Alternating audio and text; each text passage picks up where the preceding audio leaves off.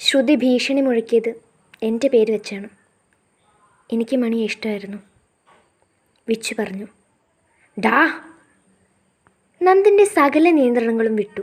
അവൻ വിച്ചുവിന് നേരെ പോകാൻ നിന്നതും ഗൗതം അവനെ പിടിച്ചു വെച്ചു. വേണ്ട എന്നർത്ഥത്തിൽ ഒന്ന് തല ഉലുക്കി. ഇഷ്ടമായിരുന്നുവെന്നാണ് നന്ദ, ഇഷ്ടമാണ് എന്നല്ല. ഗൗതം ശബ്ദം താഴ്ത്തിക്കൊണ്ട് പറഞ്ഞതും നന്ദൻ സ്വയം ഒന്ന് നിയന്ത്രിച്ചു നിർത്തി. അമ്മയും അച്ഛനും ആ ഞെട്ടലിലായിരുന്നു. പ്ലീസ്, കേൾക്കാനുള്ള മനസ്സ് കാണിക്കേ. ഇനി എന്ത് കേൾക്കാൻ? നിന്നെ ഞാൻ സ്വന്തം കൂടപ്പിറപ്പിനെ പോലെ അല്ലടാ.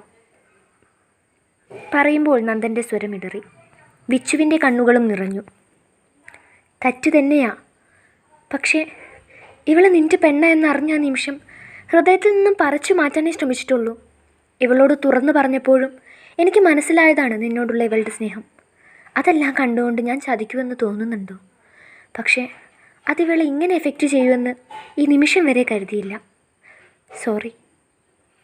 വിച്ചുവിന് വാക്കുകൾ ലഭിക്കുന്നുണ്ടായിരുന്നില്ല. നന്ദന് വിശ്വസിക്കാൻ കഴിയാതെ മണിയെ നോക്കി. അവളുടെ മുഖം കുനിഞ്ഞുപോയി. ഇന്ന് വരെ അവളൊരു വാക്ക് പോലും പറഞ്ഞില്ല. എല്ലാം ഒളിപ്പിച്ചു വെച്ച്. അവനെന്തോ ദേഷ്യമാണ് തോന്നിയത്. അവൾക്ക് ഏട്ടനോട് പറയാൻ ധൈര്യമില്ലായിരുന്നു. എന്നാൽ ഈ നിൽക്കുന്ന സ്ത്രീയും ഈ വെള്ളിമുങ്ങയും കൂടി അത് മുതലെടുക്കുമായിരുന്നു നന്ദേട്ടാ. ഇവൾക്ക് എന്താ വേണ്ടതെന്നറിയോ? നന്ദേട്ടനായിരുന്നു അവൾക്ക് വേണ്ടത്. ബിച്ചേട്ടൻ്റെ ഏട്ടൻ്റെ സൗഹൃദത്തിന് പകരമായി ഇവൾ ചോദിച്ചത് മണിയുടെ തന്നെ ജീവിതമായിരുന്നു. ഇതെല്ലാം ഞങ്ങൾ എങ്ങനെയാണ് പറയേണ്ടത്? പണ്ട് നന്ദേട്ടൻ്റെ വിശ്വാസം ഇവളായിരുന്നല്ലോ. ഏട്ടന് ഓർമ്മ കാണുമെന്നറിയില്ല. പണ്ട് ഇവളാ മണിയെ കുളത്തിൽ തള്ളിയിട്ട് കൊല്ലാൻ ശ്രമിച്ചത്. എത്ര തവണ ഞങ്ങൾ പറഞ്ഞു ഏട്ടാ. പക്ഷേ അന്നു ഏട്ടൻ, അതിനുശേഷം എത്ര തവണ കേട്ടോ ഏട്ടൻ? പറഞ്ഞു തീർക്കാൻ പാറുവിനും കഴിയുന്നുണ്ടായിരുന്നില്ല. നന്ദൻ എന്തോ ശരീരം മൊത്തത്തിൽ കുഴയും പോലെ തോന്നി. ശരിയാണ്, എത്ര തവണ പറഞ്ഞു. ഒരിക്കൽ പോലും അന്നത്തെ സാഹചര്യത്തിൽ ശ്രുതിയുടെ വാക്കുകൾക്ക് വില നൽകാൻ തോന്നിപ്പോയി. അവൻ്റെ കണ്ണുകളിൽ ദേഷ്യം കനലെരിഞ്ഞു തുടങ്ങി. അത് മെല്ലെ തീഗോളമായി മാറി. അവൻ്റെ നോട്ടം ശ്രുതിയിലെത്തി നിന്നതും അവളൊരു ഭയത്തോടെ ഇല്ല എന്നർത്ഥത്തിൽ തലയാട്ടി. പാറുവിൻ്റെ കൈ അവളുടെ മുടിക്കുത്തിൽ പതിഞ്ഞു. ഇല്ലെന്നോ? നുണ പറയുന്നോടി. അതിന് വേണ്ട എല്ലാ തെളിവോടും കൂടി തന്നെയാണ് ഞാൻ വന്നത്. നിൻ്റെ ഉറ്റ മിത്രമായ വൈശാലുണ്ടല്ലോ, അവൾ പറയും നിനക്കെതിരെ. കേൾക്കണോടി? അവളെ മുന്നിലേക്ക് തള്ളി മാറ്റിക്കൊണ്ട് പാറു പറഞ്ഞതും അവൾ തറയിലേക്ക് വീണുപോയി. അയ്യോ മോളെ! അമ്മായി ഓട് വന്ന് ശ്രുതിയെ താങ്ങി പിടിച്ചു. ഡീ എരണം കെട്ടവളെ, എൻ്റെ കുഞ്ഞിനെ വേദനിപ്പിക്കാൻ മാത്രം നീ ആയോടി? ഇവൾക്കെതിരെ എന്ത് തെളിവാടി നിൻ്റെ കയ്യിലുള്ളത്? ഈ നിൽക്കുന്ന അമ്മ അച്ഛനില്ലാത്തവൾക്ക് വേണ്ടിയാണോടി എൻ്റെ കുഞ്ഞിനെ നീ തള്ളി പറയുന്നത്? അമ്മായി പാറുവിന് നേരെ ചീറി. ആ ഒരു നിമിഷം നന്ദൻ്റെ കൈ ഉയർന്നതും ആരുടെയും അടികൊണ്ട് അവർ പിന്നിലേക്ക് ആഞ്ഞതും ഒരുമിച്ചായിരുന്നു. എല്ലാവരും വാ പുത്തി പേടിയോടെ മുന്നോട്ട് നോക്കി. കൈ ഉയർത്തി നിൽക്കുന്ന നന്ദനും കൈകുടഞ്ഞ് കത്തുന്ന കണ്ണുകളോടെ അമ്മായിയെ നോക്കുന്ന അച്ഛനും. പാറുവിൻ്റെ ചുണ്ടിൽ പുച്ഛം നിറഞ്ഞ ചിരി വിടർന്നു. എൻ്റെ മക്കളെ പറയുന്നോടി! അച്ഛൻ അലറി. ഇവൾക്കെതിരെ എന്ത് തെളിവാണുള്ളതെന്നല്ലേ?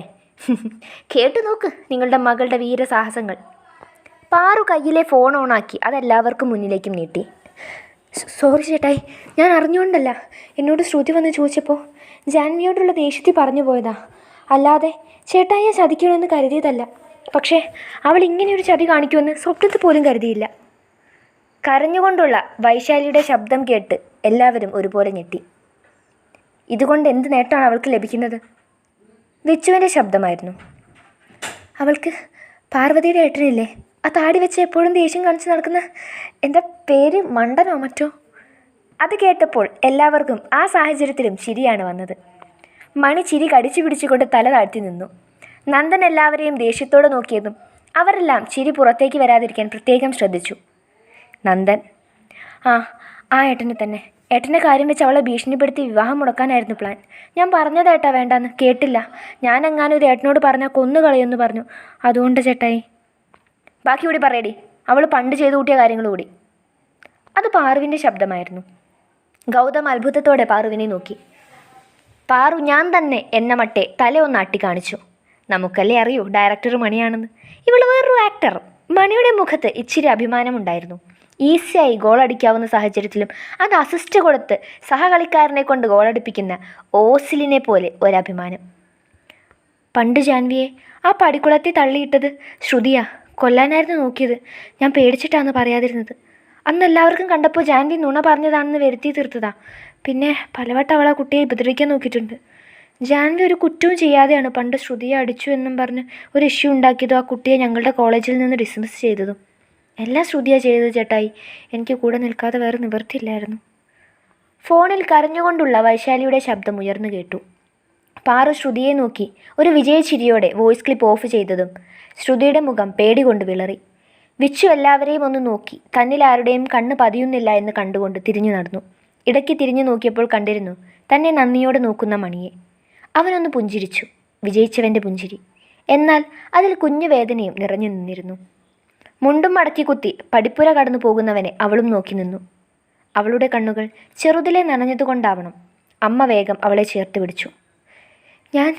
ഞാനല്ല, ഞാൻ ചെയ്തിട്ടില്ല നന്ദേട്ടാ. അവള് നുണ പറയുക. തനിക്കടുത്തേക്ക് അടിവെച്ച് നടക്കുന്നവനെ കണ്ട് പേടിയോടെ ശ്രുതി പറഞ്ഞതും അവൾ നിലത്ത് വീണതും ഒരുമിച്ചായിരുന്നു. നന്ദനിലെ അസുരൻ ഉണർന്ന നിമിഷം വേദന കൊണ്ട് കണ്ണുകൾ പോലും തുറക്കാൻ വയ്യാത്ത അവസ്ഥയായിരുന്നു ശ്രുതിക്ക്. അവളെ വീണ്ടും പ്രഹരിക്കാൻ കൈ ഉയർത്തിയതും പെട്ടെന്ന് അവൻ എന്തോ ഓർത്ത പോലെ അത് പിൻവലിച്ചു. നിന്നെ സ്വന്തം കൂടപ്പറപ്പിനെ പോലെ അല്ലായിരുന്നോടി കണ്ടത്, എന്നിട്ടാണോ എന്നോട് ചതി? കൂടപ്പറപ്പ് നിങ്ങൾക്ക് മാത്രമായിരുന്നു നന്ദേട്ടാ. എനിക്ക് നിങ്ങളെന്ന് വെച്ച ജീവനായിരുന്നു. ചെറുപ്പം മുതലേ ഉള്ള ഇഷ്ടം. എനിക്കിപ്പോഴും ഇഷ്ടമാണ് നന്ദേട്ടാ. എനിക്ക് വേണം. ഒരു ഭ്രാന്തിയെപ്പോലെ നിലത്ത് കിടന്ന് കരയുന്നവളെ അവൻ വെറുപ്പോടെ നോക്കി. അമ്മയുടെയും അച്ഛൻ്റെയും മുഖത്ത് ആ വെറുപ്പ് പ്രകടമായിരുന്നു. പ്ലീസ് നന്ദേട്ടാ, എനിക്ക് നിങ്ങളില്ലാതെ പറ്റില്ല.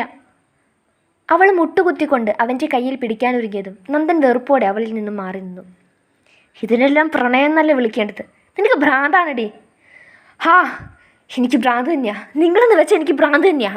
എനിക്ക് വേണം നിങ്ങളെ. അവൾ നിലത്ത് നിന്നും എഴുന്നേറ്റ് അവനെ ഇറുകെ പുണർന്നതും ആ ഒരു പ്രവൃത്തി പ്രതീക്ഷിക്കാത്തതിനാൽ തന്നെ അവനൊന്ന് ഞെട്ടി. മണി ഉള്ളിലെ സങ്കടം കടിച്ചു പിടിച്ചുകൊണ്ട് അമ്മയുടെ തോളിലേക്ക് മുഖം അമർത്തിക്കിടന്നു. ഇതൊന്നും കാണണ്ട എന്ന പോലെ. അങ്ങോട്ട് മാറടി. ആരും പ്രതീക്ഷിക്കാതെ പാറു എവിടെ നിന്നോ വരുന്നതും കണ്ടു. സ്റ്റൂള് കൊണ്ട് അവളെ അടിക്കുന്നതും കണ്ടു. എല്ലാവരും ഞെട്ടിക്കൊണ്ട് പാറുവിനെ നോക്കിയപ്പോൾ മുന്നിലേക്ക് പാറി വന്ന മുടി ഊതി പിന്നിലേക്കാക്കുന്ന തിരക്കിലാണ് പാറു. അത് കണ്ടതും ഗൗതമിന് ചിരി പൊട്ടി. അവൻ ചുണ്ട് കടിച്ചു പിടിച്ച് അത് നിയന്ത്രിക്കാൻ ശ്രമിച്ചതും മുത്തശ്ശി പൊട്ടിച്ചിരിച്ചതും ഒരുമിച്ചായിരുന്നു. അത് മെല്ലെ അമ്മയിലേക്ക് വന്നു. അത് കലക്കി, മുത്തശ്ശി ചിരിയോടെ പറഞ്ഞു. നന്ദൻ ഒരു നോട്ടമേ നോക്കിയുള്ളൂ. അതോടെ തീർന്നു ആ ചിരിയും. കോമഡി ഇല്ലാത്ത സീഡി ചിരിച്ചാലുണ്ടല്ലോ. അത് പാറുവിൻ്റെ വകയായിരുന്നു. ഡി കോപ്പെ, നിനക്കിട്ട് 2 തരണമെന്ന് ഞാൻ ആദ്യമേ കരുതിയല്ല. അവിടെ എനിക്ക് നന്ദേട്ടൻ, നിനക്കൊന്നും വേറെ ഒന്നിനെയും നോക്കാൻ കിട്ടിയില്ലേടി. പാറുവിൻ്റെ ചോദ്യം ന്യായമാണ്. നന്ദൻ ചിന്തയിലാണ്. പെങ്ങളവളെ ചീത്ത പറഞ്ഞതോ അതോ തന്നെ ആക്കിയതാണോ? ഏയ്, ചീത്ത പറഞ്ഞതാകും. ആകണമല്ലോ. ഇത്രയും കാലം ഒരു പെങ്ങളെ പോലെ നിന്നെ നോക്കി നിനക്ക് വേണ്ട കാര്യങ്ങളെല്ലാം ചെയ്തു തന്ന എനിക്കുള്ള കൂലിയാകും ഇത്. അന്നും എന്നോട് എല്ലാവരും പറഞ്ഞതാ നിന്നിങ്ങനെ വിശ്വസിക്കരുതെന്ന്. ചതി, അത് നന്ദൻ പുറക്കില്ല. ഇറങ്ങിക്കോണം ഈ നിമിഷം ഇവിടെ നിന്ന്. നന്ദൻ അലറി. അവന് ദേഷ്യം അതിൻ്റെ ഉച്ചിയിലെത്തിയിരുന്നു. ഏട്ടൻ്റെ മോൻ പറഞ്ഞത് കേട്ടില്ലേ? ശ്രുതിയെ താങ്ങി പിടിച്ചുകൊണ്ട് അമ്മായി നിറഞ്ഞ കണ്ണുകളോടെ പറഞ്ഞു.